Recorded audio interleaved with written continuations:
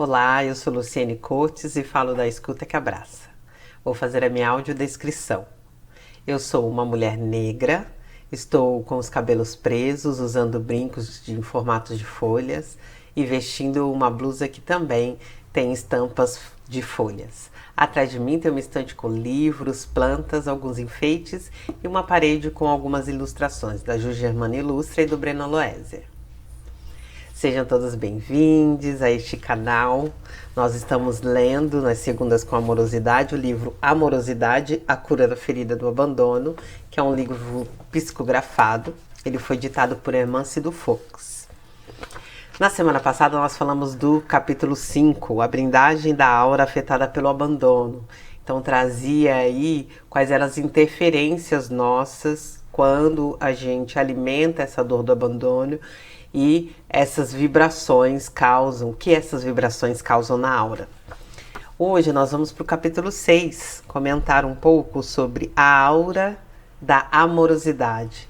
Então, falamos na semana passada sobre a limpeza dessa aura e agora nós vamos falar de como manter, de como fazer a manutenção recorrente para que essa aura continue em pleno vapor, sendo a nossa proteção energética, a proteção dos nossos chakras. E se você não viu o vídeo da semana passada ou os outros vídeos também dessa série Segundas com Amorosidade, é só acessar aqui mesmo no canal, na playlist, que você consegue conferir todos os vídeos que nós já fizemos até o momento. Hermance começa esse capítulo 6 falando muito sobre afeto e sobre bem-estar. E aí, eu pergunto para você, o que você considera como afeto? E o que você considera dentro da sua vida hoje como situações de bem-estar? Eu sempre, quando falo de afeto, gosto muito de dizer sobre ele nas duas polaridades. Então, o afeto quando nos impulsiona, quando é gostoso, quando é amoroso, quando nos faz bem, e do afeto quando é o oposto disso tudo. Quando ele interfere nas nossas vidas, quando ele não faz bem. Então, a construção nossa de afeto está ligada aos dois lados. É que a gente tem como costume, como conceito, olhar afeto apenas pelo lado da afetividade amorosa, cordial. Mas afeto é afetar-se, é entrar em contato. E aí, a gente não entra em contato só com coisas boas, não é mesmo? A gente entra em contato, às vezes, com coisas que vão ali nos travar, que vão nos deixar com alguma angústia, com algum desconforto. É importante a gente entender o que a gente considera como afeto, para a partir disso fazer essa construção ou uma reconstrução desse traço aqui da amorosidade que é abordado por Hermance. Então, essa aura que está dotada da energia da amorosidade, ela é uma aura que tem esse estado de bem-estar. E a Hermance fala de 3 caminhos que auxiliam a gente a fazer a manutenção dessa aura da amorosidade, ou seja, dessa energia da amorosidade, alimentando esse escudo protetor energético nosso, que seriam a empatia, a gratidão e a autenticidade. Bom, muita gente já ouviu por empatia também, Se colocar no lugar do outro, sentir o que o outro está sentindo. Eu gosto muito de olhar para a empatia como o compreender o que o outro está passando. Por quê? Eu só sei como que é cortar um dedo se eu já vivi a experiência de um corte de dedo. E ainda também dependendo da dimensão desse corte. Senão eu não sei. Mas eu posso compreender a dor que o outro está passando e a partir de mim ser feito um movimento que pode ser levar ao médico, auxiliar ali a estancar o sangue, auxiliar a pessoa a se acalmar, para entender qual foi o tamanho do corte, do ferimento, tomar aí providências mais rápidas, mais ágeis, porque eu não estou com a dor do corte no dedo. Então, eu entendo muito mais a empatia como uma compreensão do que o se colocar no lugar do outro efetivamente. Porque acredito muito que quando a gente não vive a experiência, é difícil você se colocar neste lugar. É mais fácil a gente compreender o que se passa nesse lugar, a angústia, o desconforto e, como eu disse, fazer um movimento para auxiliar esse outro. Ela fala que quem está na faixa vibratória da empatia tem mais disposição de servir e se torna um repositório de afetividade. Então a gente vai recebendo cada vez mais essa vibração da empatia e da compreensão e que vai auxiliando a compreender os nossos processos, assim como compreender o processo do outro. Mas para compreender, eu preciso primeiro reconhecer os processos, né? Então, eu acredito também que é muito difícil aplicar a empatia quando a gente não se conhece. Porque eu vou me basear no quê?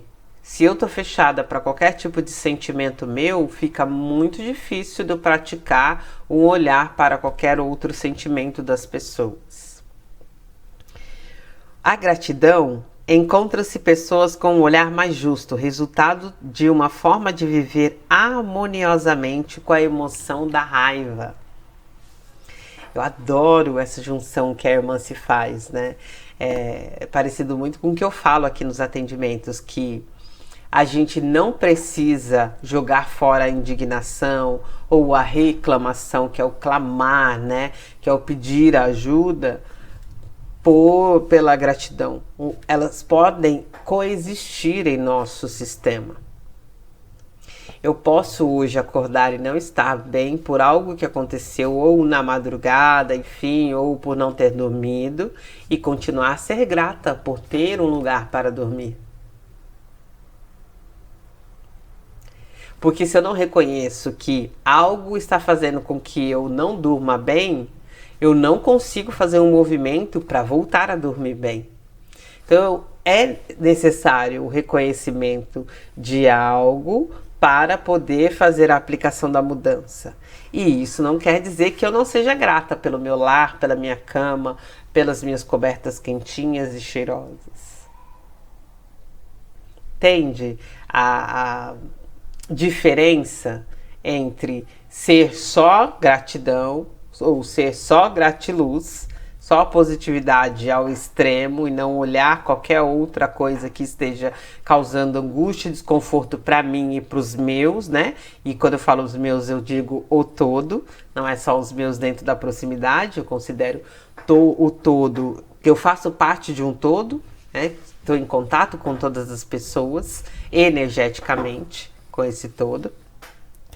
E eu posso sim ser essa pessoa que olha para esse lugar dessa indignação e também agradece o amanhecer do dia. Quando ela traz o conviver harmoniosamente com a raiva, é exatamente porque a raiva é uma emoção muito importante em nossos sistemas. Para quem já assistiu o Divertidamente, que é um desenho antigo, até não lembro em que ano ele saiu, mas ele está disponível, acho que da Disney, ele é da Pixar, se eu não me engano. Deve estar disponível no canal da Disney. E esse desenho, na época, trouxe as 5 que consideram, né, como as 5 principais emoções humanas, que é a raiva, o medo, a tristeza, a alegria e o nojinho, que eram esses os nomes que esses elementos tinham, que eram as emoções dentro da cabeça da Riley, que era uma pré-adolescente. E a partir do diálogo dessas emoções, vou dar spoiler, tá, gente? Mas é um filme antigo, a maioria das pessoas já assistiu. Se não assistiu, assista, vale a pena esse desenho. E nesse diálogo entre essas criaturas, essas emoções, é que descobre-se o pico, né, de tristeza profunda da Riley, chegando até um processo depressivo. E as coisas que foram acontecendo ali, como ela foi assimilando junto com essas emoções, os acontecimentos da vida cotidiana para ir encaminhando para esse lugar. E como foi a virada de chave também para sair dessa tristeza profunda, desse processo depressivo. Quando eu penso na raiva, eu penso sempre na importância dela como um mecanismo de limites. É o impulso da raiva que me faz dizer não quando eu de fato preciso dizer não, botar ali limites, ou que também me faz entender o que não me faz bem. A raiva, ela me cutuca num lugar de tipo, pera, isso aqui não tá gostoso, não me traz bem-estar. E quando a irmã se traz que quem convive harmoniosamente com a emoção da raiva também, né, tem esse estado de gratidão em si, é muito importante. Porque a raiva, ela também foi considerada, né, dentro daqueles 7 pecados capitais que durante muito tempo as religiões trouxeram como partes nossas, emoções que a gente não poderia sentir, porque a raiva está ali junto com a ira, né? E que hoje em dia a gente já sabe que é tão importante quanto outras emoções e tão necessária senti-la para poder compreender qual é a função dela naquele momento que ela se apresenta. E o terceiro caminho que a irmã se traz é o da autenticidade. Estão as pessoas que têm coragem de ser quem são, de permitir que sua melhor parte se expanda na direção do aprimoramento interior, sem medo de ser ou não amadas pelo que são ou pelo que fazem. Como é que a gente fala de autenticidade sem se conhecer? Eu fico sempre pensando nisso, porque é uma das minhas metas, inclusive, de vida, é viver como uma manifestação do espírito com muita autenticidade e integridade. E aí, cada vez mais, eu me aproximo disso. Mas eu só sei que eu estou me aproximando disso, dessa vida, com uma integridade total e com uma autenticidade, porque eu vou para um processo de autoconhecimento. Porque se eu não me conheço, o que é autêntico? O que é o meu ser autêntico? O que é o meu ser verdadeiro? Em um mundo que muitas das vezes a gente se molda a... Como é que eu sei quais são as minhas partes de fato? Do que eu gosto pelo meu entendimento, pela minha construção, do que eu gosto pela construção do outro, ou pela construção de um momento de sobrevivência, do tipo, seja boazinha, porque uma pessoa boazinha não dá trabalho, né? Então você vê as crianças que são mais quietinhas, elas sempre recebem elogios. Acabam às vezes se tornando adultos mais tímidos, mais calados, mas porque entendem que aquele modo de ser é o modo que recebe elogio, que o outro modo não recebe. Mas se a minha natureza for uma natureza mais falante, se a minha natureza for uma natureza mais agitada, reprimir isso não é apresentar a autenticidade. Então, por isso que o processo de autoconhecimento ele é importante, para que a gente possa, de fato, manifestar-nos de forma verdadeira, íntegra e autêntica. Ser quem somos. Pensa num contrato reencarnatório, que é disso que a gente fala aqui na Escuta que Abraça e também lendo um livro psicografado de que nós somos espíritos vivenciando essa experiência humana. Eu estou ali no meu contrato reencarnatório, então eu estou consciente da minha passagem, da minha viagem aqui na Terra, da quantidade de anos que eu quero viver, quais são os aprendizados, quais são as minhas potencialidades, o que eu quero manifestar aqui. Então, eu com consciência, numa reencarnação que foi planejada, eu tenho noção disso. Então, já tenho um planejamento do meu ser e estar no mundo. Habito esse mundo. Passo a vivenciar essa vida. Começo a ser e estar através do olhar do outro, do que o outro imagina para mim ou do que eu observo e vejo que para ser e estar no mundo com menos conflito é melhor fazer. É como se eu apagasse ou que eu rasgasse um contrato reencarnatório que é feito comigo. Porque sou eu em espírito decidindo sobre algumas movimentações minhas aqui, para que eu possa vivenciar essa experiência da melhor forma possível. Quando eu faço isso através do olhar do outro, é através das experiências do outro, do ser e estar, do querer, do idealismo do outro, que pode inclusive estar super contaminado por ser, estar e idealismo de outros. E aí a gente vai perdendo a nossa verdade, vai perdendo a nossa autenticidade e vai abrindo brechas para que a ferida do abandono se amplie. Porque eu estou me auto-abandonando quando eu pratico a vida fora da autenticidade, pratico e vivo uma vida sem saber o que eu sou ou como eu manifesto de fato o meu contrato reencarnatório, as minhas decisões enquanto espírito. Irmã-se também fala de bem-estar, né? Continua falando de bem-estar, olhando emocionalmente para o sentir-se bem ou sentir-se mal dentro de um posicionamento emocional em que a gente permite que essas emoções se apresentem. Então ela fala aqui de aceitação do estado emocional. E dentro dessa aceitação do estado emocional não é só um bem viver, é também dentro das situações que acontecem que nos trazem algum mal-estar, que a gente não fica tão feliz, né, das movimentações da vida de aprendizado que acontecem com frequência, porque sim, esta dimensão é uma dimensão de aprendizado.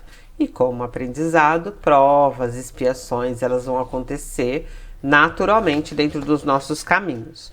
Se eu tenho a prática dessa, de alimentar a aura com esse estado de amorosidade, eu vou passando por esses altos e baixos da vida de forma mais harmônica. Eu costumo brincar que a gente sai dos altos e baixos e vai para os altinhos e baixinhos, né?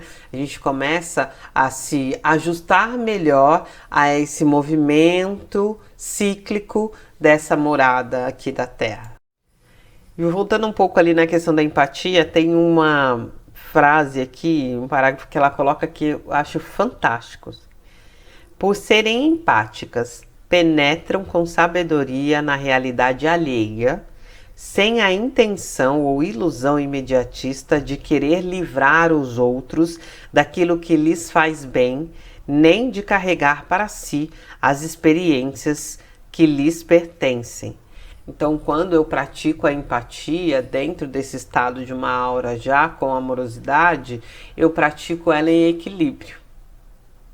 Eu não tomo para mim o problema do outro e nem levo a minha receita de bolo para a vida do outro. Eu observo a experiência que o outro está passando, vejo quais são as minhas possibilidades de auxiliar e também entendo quando não é possível fazer qualquer coisa sobre aquela experiência. Por quê? Porque é o momento de vivência do outro. Não se constrangem com as conquistas e merecimentos amealhados pelo seu próximo. Ao contrário, demonstra alegria com seus êxitos. E aí eu vou trazer mais um dos ditos pecados, né, capitais, que na psicanálise e espiritualidade a gente entende como instintos naturais, que é a inveja. Porque quando a irmã se fala aqui, não se constrange com as conquistas e merecimentos pelo seu próximo, ao contrário, demonstra alegria com êxito, então aquela alegria é genuína pela conquista do outro, a gente pode sim convidar a inveja para esse lugar, né? Na verdade, a gente nem convida a inveja, ela que se convida, aparece, chega. É visita, né? Vai e puxa a cadeira e se sente em casa. E eu posso olhar para essa inveja de duas formas. Ou como essa, que olha para a conquista do outro, deseja aquilo do outro, sabe que o do outro é do outro, então não vai conquistá-lo. E começa a se sentir mal, não merecedor das coisas e até a julgar o merecimento desse outro. Ou a inveja que inspira, que é, nossa, eu olhei para aquilo do outro, achei bonito, desejo, mas eu desejo para mim, não o que é do outro, mas sim uma conquista que seja próxima. Então o outro me traz inspiração. E aí aproveito para mais uma reflexão, né? A gente tem entrado em contato com o que nos inspira? Ou a gente tem observado só as conquistas dos outros e ficado nesse estado de por que será que eu não tenho? Por que eu não sou merecedor disso ou daquilo? Falando porque a inveja, ela nos visita sim, com uma certa frequência às vezes, se a gente não tem isso trabalhado, e às vezes até quando a gente tem trabalhado como um impulso para esse lugar da inspiração. Buscar inspiração a partir da realização do outro. Então, no que é que a gente tem se inspirado? E tem esse traço da amorosidade que ela fala de ser um lugar contagiante, de leveza, de alegria, de inspiração, que é meio que automático, é um humor fluido, né? Que ele se espalha no ambiente. Então, quando você está próximo da pessoa que tem esse traço da amorosidade em sua aura, ela te traz leveza, ela te traz o gostoso de estar próximo, né? O bem-estar por estar com a pessoa. No Livro dos Espíritos, citado aqui, a questão 886, qual o verdadeiro sentido da palavra caridade como a entendia Jesus? E a resposta foi benevolência para com todos, indulgência para as imperfeições dos outros e perdão das ofensas. A gente está tendo benevolência para com o outro? Está sendo indulgente com relação às imperfeições ou está esperando que tudo seja perfeito conforme a gente idealizou, conforme a gente imagina que deva ser? E como que a gente está na questão do perdão? E aí, não vou nem trazer o perdão com o outro, o perdão com a gente mesmo. Eu estava, agora estou gravando hoje à noite o Amorosidade, porque durante o dia eu estava sem disposição para gravar. E aí fiquei ali repondo as energias e tal, entendendo, assistindo outras coisas, ouvindo outras coisas para poder, de fato, quando estivesse aqui para gravar, estar por inteira. Isso é uma compreensão consigo. Porque eu poderia, de fato, ficar ali e falar assim, nossa, mas eu preciso gravar uma amorosidade, eu tô atrasada, meu Deus, e agora? Como é que eu vou fazer? E ainda não fiz. Me cobrando, e aí trazendo mais uma situação de pressão, e talvez até vindo aqui gravar de uma forma forçada, não trazendo as energias da forma como eu gosto de apresentar, mas ao invés disso, eu preferi sim atender a essa necessidade, a esse desejo do descanso, de pensar em outras questões, para que eu pudesse trazer aqui para a Amorosidade de hoje exemplos que ficassem mais próximos do nosso dia a dia, do nosso bem viver, porque eu acredito muito nisso, desse lugar da gente gravar pelas nossas experiências, da gente conseguir assimilar pelo nosso cotidiano. Porque senão fica muito distante, né? A gente vai lendo as coisas como se fosse um acesso impossível. E a amorosidade, ela está aí como um auxílio para o nosso bem viver. Se eu não colocá-la em prática nos meus dias atuais, ela de nada servirá. Eu vou continuar alimentando o autoabandono e todas as outras feridas que estão relacionadas a esse autoabandono. Então, a prática do perdão, do bem-estar, ou a prática do perdão por alguma coisa que você fez e que não saiu do jeito que você tinha planejado, mas que você compreende, se perdoa, se abraça, entende, tem compaixão consigo sobre aquele momento e vai buscar outras energias ou um fazer diferente a partir daquela experiência, também alimenta essa aura da amorosidade. Vou finalizar com os dizeres da Hermance de que, empáticas, elas se abrem para o outro como são, sem exigências ou cobranças. E a gente falou dos perfis controladores, no capítulo 4. Gratas, elas são portadoras de um humor contagiante e penetrante. Autênticas, elas sabem como se defender e influenciar a verdade do outro. A formação da aura que se projeta do estado de amorosidade é a cura do autoabandono. Pois é, então, para quem estava esperando, né, que a irmã se falasse da cura do autoabandono, tá aqui um pouco, porque ela ainda vai falar muito mais no livro, mas tá um pouco do que podemos fazer através desses 3 caminhos para cultivar essa aura da amorosidade e conseguir curar, combater a quantidade de energias e de vibrações que nós fizemos, né, que geramos através do autoabandono, da aura que foi contaminada por esse autoabandono. Vou passar aqui para vocês a data do nosso primeiro encontrão. Pois é, agora já tem data, viu, gente? Nosso primeiro encontrão para falar do amorosidade vai ser uma reunião via Zoom. Então siga aí as nossas redes sociais, que a gente vai comunicar nas redes, né, como é que vai ser a participação e disponibilizar o link de acesso. Vai ser no dia 4 de setembro, que é segunda-feira, a partir das 20h30. Então, pode se programar em mais ou menos aproximadamente 1h30 de encontro, esse inicial, para que a gente possa trocar sobre esses capítulos que tem aqui a gravação. Vou entrar alguns outros, né, até segunda-feira do dia 4/9, mas para que a gente possa absorver essas informações desse livro, a gente possa trocar ali no ao vivo, online, como que a gente se sente com essas leituras, como é que estão essas reflexões e inspirações aqui, se tem algo que eu possa trazer para contribuir para vocês e também para estimular que seja feita a leitura completa dessa grande obra que auxilia tanto.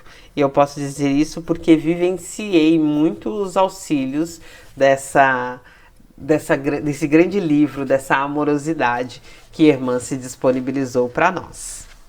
Nos vemos na semana que vem, nas segundas com amorosidade.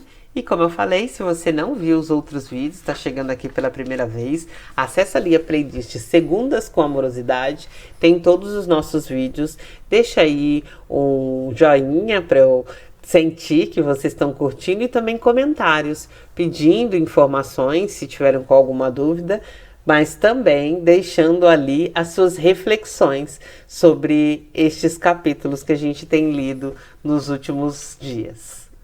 Espero vocês. Até mais. Tchau, tchau.